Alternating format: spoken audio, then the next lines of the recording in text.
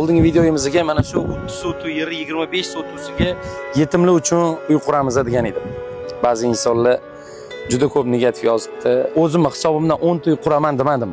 Men yetimlar uchun o'zimni yaxshi ko'rgan orzuyimdagi mashinani sotaman, yerini olib beraman dedim. Qolgan 10 ta uyni sizlar bilan birgalikda quramiz.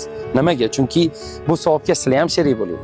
Bu ehsonga sizlar ham sherik bo'ling. Bitta, ikkita, uchta bizga ehson keldi. Ya'ni g'ishladan.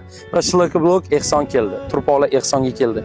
2 ta qop sement ehsonga keldi. Bitta gap borda, yaxshilik qo'lingdan kelmasa, yomonlik ham qilmadi. Ko'rishingiz mumkin bu negativ so'zlarni. Nima demoqchiman? Shu videoni bitta istoriya qo'yib bering. Zero sizdan shu ehsonga sherik bo'lish qo'shilsin. Shu videoga bitta like bosib bering.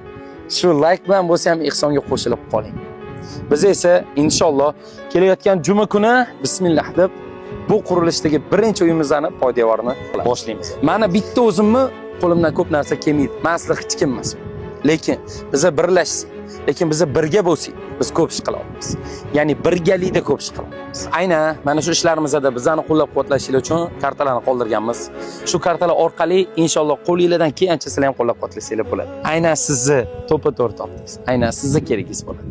Unutmang, Abdulboriy Umarov, yaxshilik izlab davom etadi.